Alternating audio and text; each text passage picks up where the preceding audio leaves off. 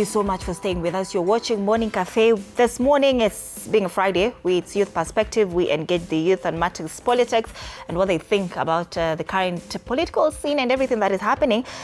We see that Kenyan politics is entering another cycle of realignment. We see movements like Linda Mwananchi, which are drawing crowds across the country. And we also see counter narratives like Linda Ground, which are very much, of course, also drawing crowds in their own way. But at the same time, also alliances are forming around figures like Fred Matiang'i, like Rigathi Gachagua, and as the country slowly begins to position itself for the 2027 elections. Right now, we're talking just, elections 2027. And I say time and time again on this show that if somebody comes to this country right now, he or she will think that we're having election maybe next week because, tushaanza campaigns, ideally. But even at the center of all this activity are young Kenyans who are mobilizing for these politicians. They're mobilizing online, they're feeding these rallies, they're shaping political conversations, literally, the young people. But now the big question this morning that we're asking, are the youth actually shaping these political movements, or are they simply being mobilized to defend leaders and political camps? Talk to us on our socials, TV47 Kenya on Facebook and on YouTube. And next, once again, TV47 Digital. You can also send us a voice note or a video of yourself telling us what you think about our conversation of the day. 0793267279, and my handle is at @Ann_Odida. We'll be sure to read your feedback. My guests are already in studio. I have Marion Otieno just right next to me. She's the chairperson, Kajiado County People Renaissance Movement. And of course, I have Ken Babu, Youth Chair, United Opposition. Karibuni sana. So good to have you here. Thank you I'm wondering so why much. you're on your phone. Utaki kuongelea matters of the youth this morning. Marian, let's just go right into the question of the day. And I also want to pose it to the both of you so that you can also weigh in on that. Are the youth actually shaping these political movements, or are they simply being mobilized to defend leaders in these political camps? What do you think? In my opinion, I think the youth are actually shaping these movements, unlike merely just following political leaders and parties blindly. Because if you look at the demographics of Kenya right now, young individuals are the most, with 35 years and below. So this alone gives us influence of telling each other we need voters registration, we need to vote amongst ourselves, because we, unlike the other times where most of the young people never used to vote. So this is something new. It's gonna be different because the youth are going to turn up. Yeah, so we are going to reshape it. We are actually reshaping. There's hope. You see hope. There is hope. And we'll be getting into that conversation about youth being voters in 2027, because the IEBC has also raised concerns about voter registration apathy. So we'll be talking about that to see just how do you intend to shape the narrative, if at all you're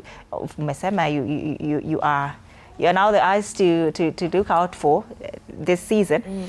But Ken, what do you think?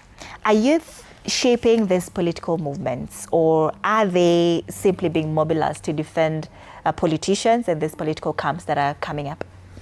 Thank you so much, Anne. And first, allow me to appreciate the fact that you guys find it so important to have young people here and converse about pertinent issues around the youth, participation in political discourse, and of course, in terms of economy. What's happening right now is not a question of whether the youth are shaping political movements or they are actually being involved. But what we are witnessing today is a shift, intergenerational shift. The young people are stepping forward to take up the leadership positions, whereas the legacy politicians who have been there for a long time are also finding it so difficult to exit the stage. That's why we are seeing internal wars and wrangles, push and pull from one corner to the other. And these are not things that are only happening in a specific party. These are things that are happening across board. That's why we are seeing Linda Mwananchi, Linda Ground, Linda Mama, and Linda everything. Linda. So the truth, the reality of the matter is the young people are awakened, and they are saying that it's now time the leadership that we were told that we are leaders of tomorrow, it's now time that we need to come up and actually be those leaders of today. The tomorrow has just arrived. So what we are witnessing is intergenerational conversation and generational war. And young people are saying that the time is right now for us to come on board. If you look at Linda Mwananchi, is almost purely youth-led. Absolutely. And if you look at Linda Ground on the other side, there are also some dissenting voices within Linda Ground who are young people who also feels like the Linda Mwananchi camp should be accommodated. But then, look at the faction, the opposition faction as well. There are still cracks between the generation, the earlier generation and the younger generation, who are also feeling like they are not well accommodated. Yesterday we were at the PDF, and we saw young people asking questions to Rigathi Gachagua that what are the structures, what are the mechanism, how are you guys engaging the young people in the opposition, because we don't see them. We know specific young people who are vocal, who are well placed, who have done a lot, but they are in your camp, but you don't see them.